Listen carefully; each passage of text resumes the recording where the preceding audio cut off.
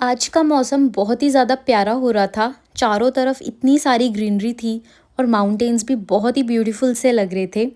वैसे तो अभी शाम का टाइम है, तो हमने सोचा सबसे पहले ग्रोसरी की शॉपिंग ही कर लेते हैं। सो हाय एवरीवन, कैसे हैं आप सब? आई होप सब अच्छे होंगे and welcome back to my channel Desi mom in Switzerland. So हम आ गए थे सबसे पहले ग्रोसरी शॉपिंग करने के लिए। ये वाले बनाने हैं, ये वाले चाहिए तो बना के देख लेंगे। बना कर देखती हूँ कैसे बनते हैं। हाँ डाल लो, इसको रख लो, इसको रख लेते हैं। और ये शिमला मिर्च खानी कैसे हो गई है, सूखी सूखी सी। टाइट होनी चाहिए।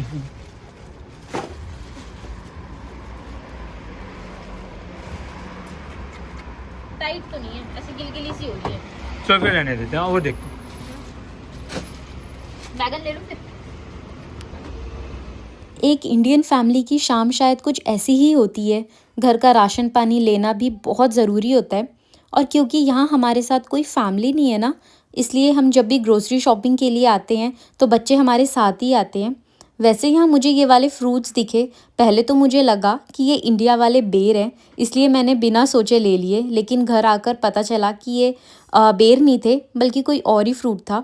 मुझे अभी तक नहीं पता कि ये एग्जैक्टली कौन सा फ्रूट था, लेकिन टेस्ट भी इसका काफ़ी ज़्यादा अच्छा था। और यहाँ से मैं भिंडी ले रही हूँ। ये मुझे नॉर्मल सुपरमार्केट्स में ज़्यादा नहीं मिलती, इसलिए एशियन शॉप से ही मैं ले लेती हूँ। और युवान ने भिंडी रोटी की फरमाइश की थी आज, तो मैंने सोचा आज उसके लिए भिंडी रोटी बना देती हूँ। और ये बच्चों की बहुत फेवरेट सब्जी भी होती है। क्या लेके आए हो? मुझे नहीं पसंद ये। मैं लास्ट टाइम इसको खाया था। अब हर बार नहीं खाते, बहुत मीठा रहता है बेटा। बहुत अच्छा लगता है। और यहाँ से मैं कुछ इंडियन स्नैक्स भी ले रही थी। ये मुझे नॉर्मल सुपरमार्केट्स में बिल्कुल नहीं मिलते, इसलिए जब भी एशियन शॉप आती हूँ तो ये थोड़े बहुत स्नैकिंग का आइटम मैं ख़रीद लेती हूँ।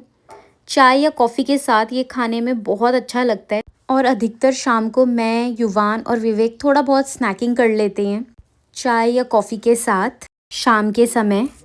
वैसे तो नॉर्मल सुपरमार्केट्स में काफ़ी चीज़ें मिल जाती हैं, जैसे चावल और बाकी डेली एसेंशियल्स। लेकिन जो इंडियन सब्जियां, स्नैक्स या और कुछ खास इंडियन आइटम्स होते हैं, उनके लिए हम ज़्यादातर एशियन शॉप्स ही प्रेफर करते हैं। और फाइनली हमारी शॉपिंग भी हो गई थी। यहाँ पर विवेक पैसे दे रहे थे और ये हमारा टोटल बिल है, लगभग 27 यूरो का बना था। उसके बाद हमें एक दो काम और थे, तो हमने सोचा वो भी निपटा ही लेते हैं जब आए हैं तो यहाँ मेरी शॉपिंग कंप्लीट हो गई थी। वैसे 2 या 3 हफ्तों में एक बार मेरा यहाँ आना हो ही जाता है। जब भी आटा या इंडियन स्नैक्स या कुछ ऐसी सब्जियों की ज़रूरत होती है जो नॉर्मल सुपरमार्केट्स में नहीं मिलती, तो मैं यहीं से ले लेती हूँ। और अब मैंने सारा सामान कार में आराम से रख दिया था। वैसे तो हमें एक और जगह भी जाना था, लेकिन उससे पहले विवेक को बहुत ज़्यादा भूख भी लग गई थी और काफ़ी टाइम से उनका मैकडी बर्गर खाने का बहुत मन था, तो हमने सोचा पहले वहीं चलते हैं। वैसे मुझे यहाँ के बर्गर्स इतने ज़्यादा पसंद नहीं है, तो मैं ज़्यादातर फ्रेंच फ्राइज़ या कॉफ़ी वगैरह ही प्रेफर करती हूँ। और यहाँ पर खाना भी आ गया था। विवेक ने अपने लिए बर्गर वगैरह और रैप मंगवाया था और मैंने अपने लिए माचा मंगवाई थी। वैसे हम बाहर भी बैठ सकते थे, बट बाहर बैठने का इतना मन नहीं था क्योंकि काफ़ी धूप भी लग रही थी, तो हमने सोचा हम अंदर ही बैठ जाते हैं। और यहाँ पर मैंने गर्म कॉफ़ी नहीं ली थी, मैंने ठंडी ठंडी ली थी क्योंकि हल्की सी मेरे को गर्माहट लग रही थी। और मैं युवान से पूछ रही थी कि उसको बर्गर या रैप पसंद आया, तो उसने बोला उसको बहुत ही अच्छा लग रहा था। बस फिर ये दोनों आराम से अपना खाना एंजॉय करने लगे और मैं भी अपनी माचा के साथ थोड़ा रिलैक्स कर रही थी। वैसे यहाँ का मैकडॉनल्ड्स काफ़ी बड़ा है और बैठने की भी काफ़ी अच्छी जगह दी हुई है। और अगर मौसम थोड़ा ठंडा होता तो हम शायद बाहर ही बैठते।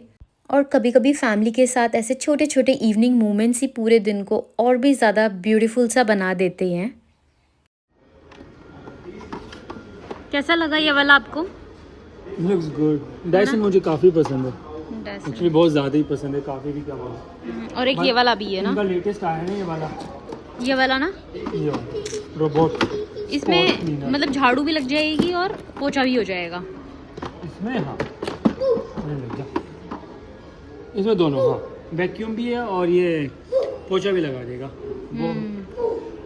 पर ये महंगा है थोड़ा अभी। हाँ अभी है 1000 का, 1000 से भी ऊपर का ही है ये, कम से कम 1,20,000 का।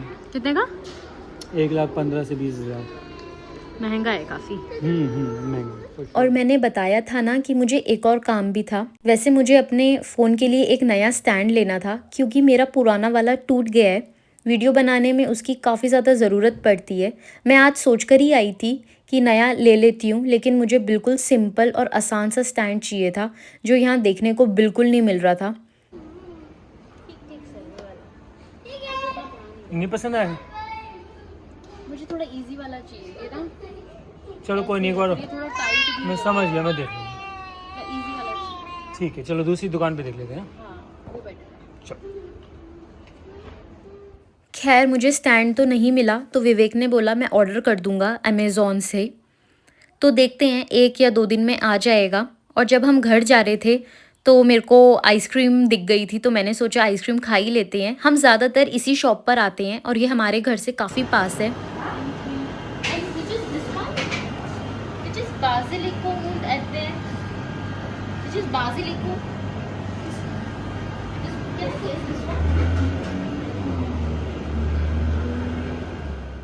और यहाँ पर हमने 2 आइसक्रीम ली थी। एक ली थी स्ट्रॉबेरी की और एक ली थी मोन की। और ये वाली शॉप मेरी सबसे ज़्यादा फेवरेट है। और जब भी हम यहाँ आइसक्रीम खाने आते हैं ना, मेरी नज़र हमेशा इस घर पर ही जाकर रुक जाती है। पता नहीं क्यों, लेकिन ये घर मुझे हर बार बहुत ही ज़्यादा प्यारा लगता है। इस घर का कलर हो या इतने प्यारे से लगाए हुए ये बाहर जो फ्लावर्स हैं, सब कुछ इससे और भी ज़्यादा ब्यूटीफुल बना देता है। ऐसे घर देखकर ना कभी कभी दिल में बस एक ही ख्याल आता है, काश एक दिन हमारा भी ऐसा ही छोटा सा प्यारा सा घर हो। कैसी है? बहुत बढ़िया है ये, बहुत बढ़िया है ये ना। हर कोई नहीं रखता ये वाली आइसक्रीम। इसको कहते हैं मोन। मोन एक टाइप ऑफ बीज होते हैं, मैं भूल गया नाम हिंदी में क्या कहते हैं, बट इसको ना मैंने इन्हीं के पास देखा है। ये हमेशा डिलीशियस लगते हैं मुझे। चांसेस हमेशा हाई होते हैं कि ना मैं यही लेता हूँ। 10 टाइम्स में से मैं इसको लाइक 6 टाइम्स तो यही लेता हूँ। इवन दो लाइक उनके पास कम से कम होंगे 20 करीब फ्लेवर्स होंगे, बट मुझे ज़्यादा यही लगता है। और अब हमारा हो गया सारा काम ख़त्म। अब हम निकल रहे हैं अपने घर की तरफ।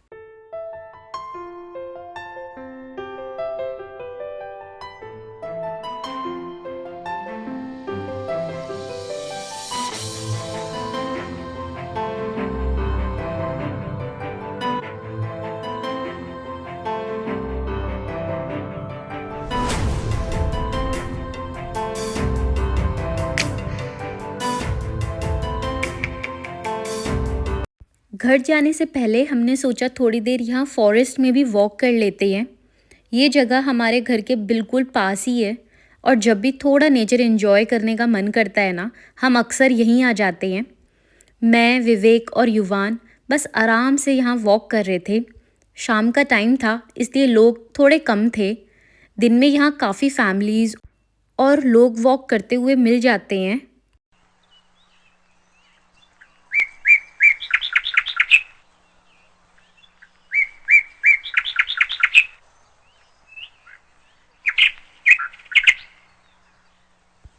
इतनी प्यारी प्यारी चिड़ियाओं की आवाज़ आ रही थी, बस सुनते ही रहने का मन कर रहा था।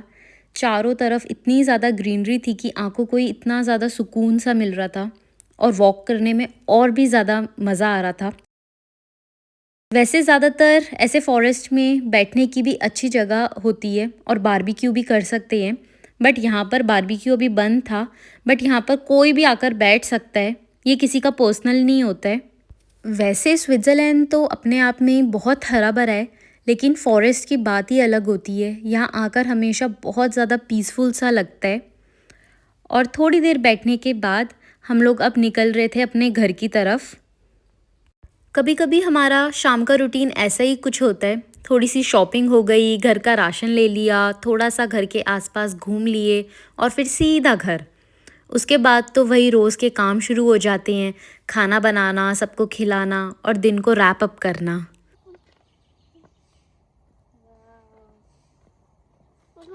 और यहाँ युवान को ये पाइन कोन मिल गया था। वैसे इसे पाइन कोन ही कहते हैं और स्विट्ज़रलैंड में जो फॉरेस्ट होते हैं उसमें ये आसानी से मिल जाते हैं। ज़्यादातर लोग इन्हें क्रिसमस डेकोरेशन के लिए भी यूज़ करते हैं। यहाँ पर भी है बेटा, बहुत सारे गिरे हुए हैं, ऊपर भी गिर गए हैं। क्रिसमस के समय सजाएंगे इसको, ठीक है? जब क्रिसमस आएगा, जब ठंडी ठंडी होगी ना, तब सजाएंगे हम। मम्मा, हाँ, आज वो भी आ गई है, वो भी क्या? सेंटा क्लॉज हो वाला। वाला। ठीक है। कभी कभी बस ऐसी छोटी सी वॉक ही काफ़ी होती है, बच्चे भी इंजॉय कर लेते हैं और हमारा भी मूड एकदम फ्रेश सा हो जाता है। और यहाँ जो ये आप घर देख रहे हैं ना सामने, इसे हॉलिडे होम भी कहते हैं। स्विट्ज़रलैंड में ऐसे होम्स माउंटेन्स के बीच या ऐसे फॉरेस्ट के बीच देखने को काफ़ी मिल जाते हैं। यहाँ कुछ दिन रुककर बस नेचर एंजॉय करने का अलग ही फील होता है और कुछ नया एक्सपीरियंस करने को भी मिलता है। और उसके बाद मैं आ गई थी घर, और ज़्यादातर हम लोग शूज़ वगैरह बाहर ही उतारते हैं, घर के अंदर बाहर वाले शूज़ नहीं लेकर आते हैं। और आने के बाद मैं काफ़ी थक गई थी, तो मैंने सोचा एक फटाफट वाला शावर ले लेती हूँ। और शावर लेने के बाद मैं सीधा आ गई थी किचन में।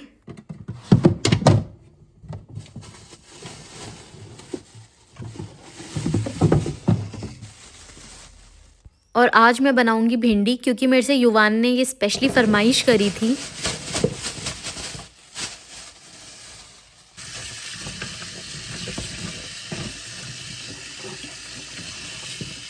घर आते ही मेरा सबसे पहला काम होता है सारी सब्जियां वॉश करना। मैं कोई भी हरी सब्जियां बिना धोए कभी नहीं बनाती। इससे मुझे तसल्ली रहती है कि जो भी मिट्टी या डस्ट लगी होती है वो अच्छे से साफ़ हो गई है। मैं यूजुअली हल्का सा वार्म वाटर यूज़ कर लेती हूँ। उसके बाद ही आराम से सब्ज़ी काट कर बनाना शुरू करती हूँ। और यही मैं भिंडी के साथ भी कर रही थी, उसे वार्म वाटर से अच्छे से धो रही थी।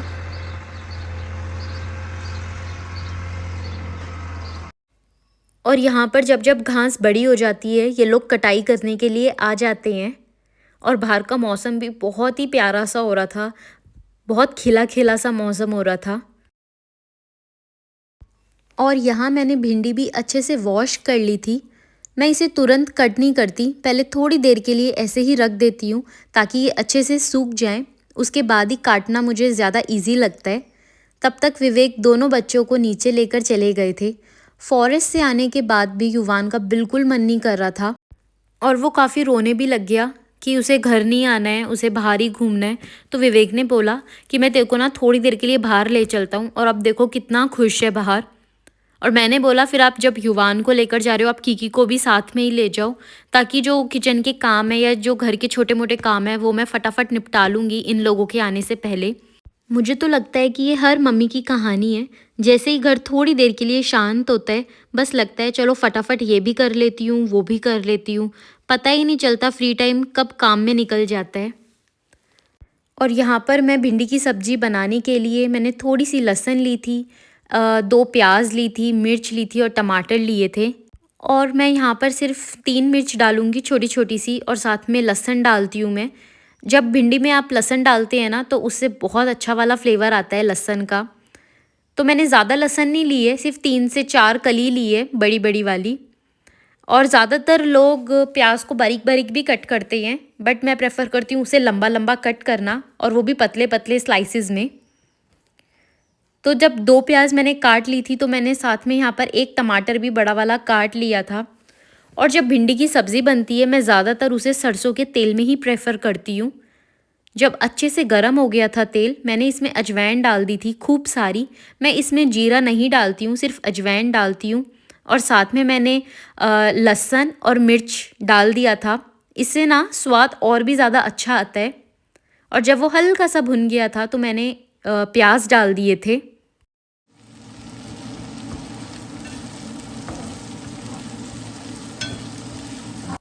और मैं प्याज को तब तक भूनूंगी जब तक कि ये हल्का सा ब्राउन ना हो जाए। मेरे को भिंडी कभी बिना टमाटर प्याज के भी अच्छी लगती है और कभी टमाटर प्याज के भी, बट युवान की आज फरमाइश थी कि उसे यही वाली भिंडी खानी है। शायद मैंने एक बार पहले भी ये भिंडी बनाई थी तो उसके मुंह में ये स्वाद अब बैठ गया है, तो उसे लग रहा था कि आज मेरे को यही भिंडी खानी है। और यहाँ मैं टमाटर को भी अच्छे से भून लूँगी। जब मेरी प्याज भुन गई थी तो मैंने टमाटर को भी अच्छे से भून लिया था। और साथ ही में मैंने इसमें बहुत बेसिक मसाले डाले हैं, नमक, थोड़ी सी मिर्च, धनिया पाउडर और हल्दी।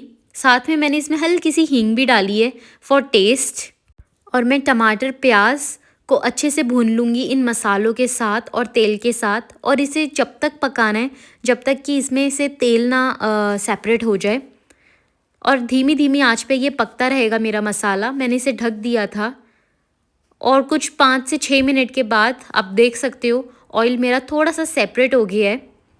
तो बस अब मैं इसके अंदर भिंडी डाल दूँगी। आप चाहें तो इसको थोड़े से बड़े भी कट कर सकती हैं भिंडी, या थोड़ी छोटी छोटी भी, बट मेरे को ये वाला साइज़ थोड़ा ठीक लगता है तो मैंने इसी साइज़ में भिंडी को कट करके डाल दिया है। और भिंडी में कभी भी पानी नहीं डलता है, ये अपने आप ही स्टीम से पकती रहती हैं। और जब मैं भिंडी डाल देती हूँ मैं इसे कम ढकती हूँ, बस 5-6 मिनट के लिए ढक देती हूँ, बट मैं इसको बिना ढके ही पकाती हूँ। अगर ढक देते हैं तो ये बिल्कुल जो हरा रंग होता है वो बिल्कुल नहीं आ पाता है, खिली खिली सी नहीं बन पाती हैं, बिल्कुल मुशी मुशी हो जाती हैं। इसलिए मैं इसे बिना ढके ही पकाती हूँ। और इसलिए ये थोड़ी सी चिपचिपी ना हो तो इसमें मैंने नींबू भी पहले ही डाल दिया है, और आप देख सकते हो बिल्कुल भी चिपचिपी नहीं है। और मैंने बस इसे 2 से 3 मिनट के लिए ही ढका होगा कि ये हल्की सी पक जाए। और यहाँ पर युवान और किकी दोनों खेल रहे थे। ओए तो मेरे लिए भी कभी कभी थोड़ा सा आसान हो जाता है, जब भी मैं किचन में या कहीं भी काम कर रही होती हूँ, थोड़ा सा बिज़ी होती हूँ, तो युवान उसको अच्छे से टेक केयर कर लेता है। ये एज मेरे को बहुत अच्छी लगती है कि युवान को पता होता है कि मारना नहीं है, उसको प्यार करना है, वो उसकी सिस्टर है। और यहाँ पर मेरा खाना बन के बिल्कुल रेडी है। मैंने यहाँ पर थोड़ा सा रायता भी बना लिया था। और ये मेरी भिंडी है ना, बिल्कुल खिली खिली सी, बिल्कुल भी नहीं घुटी ये भिंडी। और यहाँ पर रोटी है, मिर्च है, और बस अब हम खाना खाएंगे। हमारा हो गया था खाने खाने का टाइम। हम यूजुअली 7 से 7:30 बजे के करीब खा लेते हैं, और ज़्यादातर हमारा यही रूटीन रहता है कि हम लोग नीचे बैठकर ही खाना खाएं। विवेक और मुझे यही पसंद है कि हम सब नीचे बैठें और खाना खाएं एक साथ। वैसे तो हम डाइनिंग टेबल पर भी बैठ जाते हैं, पर जो नीचे बैठकर खाना खाने में मज़ा आता है ना, वो सच में डाइनिंग टेबल पर बिल्कुल भी नहीं आता है। हाँ, जब हम अगर बाहर कहीं होते हैं तब कोई ऑप्शन नहीं होता है तो ऑफ कोर्स हम लोग डाइनिंग टेबल पर ही बैठते हैं, बट घर पर हमारे पास ऑप्शन है तो हम नीचे ही बैठ जाते हैं। और साइड में आप देख सकते हो कि आराम से सो रही है। मैंने उसे डिनर करा दिया था पहले ही, और अब हमारी बारी थी तो हम लोग आराम से अपना डिनर एंजॉय कर रहे थे।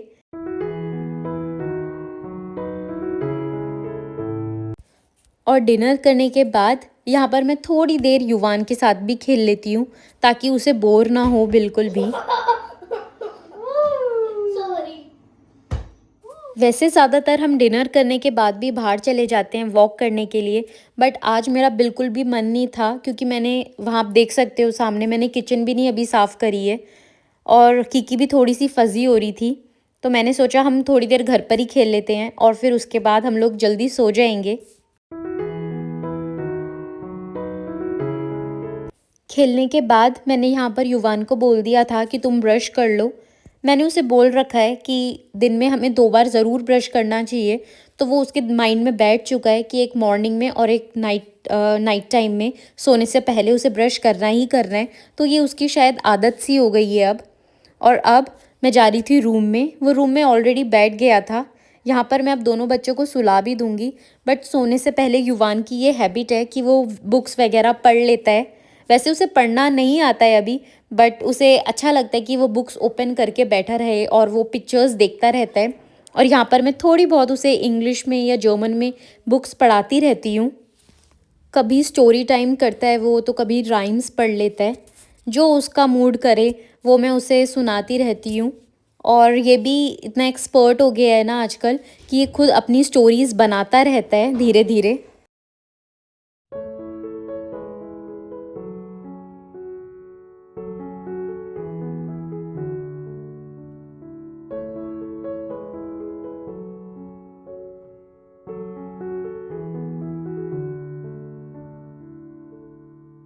और स्टोरी टाइम ख़त्म होते ही युवान को बहुत तेज़ नींद आ रही थी, तो मैंने सोचा चलो अब दोनों बच्चों को सुला ही देती हूँ। वैसे मेरे दोनों बच्चे ज़्यादातर रात को 9 या साढ़े 9 बजे तक सो जाते हैं और मैं भी कोशिश यही करती हूँ कि उनका ये रूटीन बना रहे। दोनों को सुलाने के बाद बस मैं थोड़ी देर के लिए बालकनी में आ गई थी और सच बताऊँ आज का मून इतना प्यारा सा लग रहा था कि मेरी नज़र हट ही नहीं रही थी। कभी कभी बस ऐसे ही 2 मिनट बालकनी में खड़े होकर दिन भर की थकान भी उतर जाती है। बस थोड़ी देर मैं इसी व्यू को एंजॉय कर रही थी।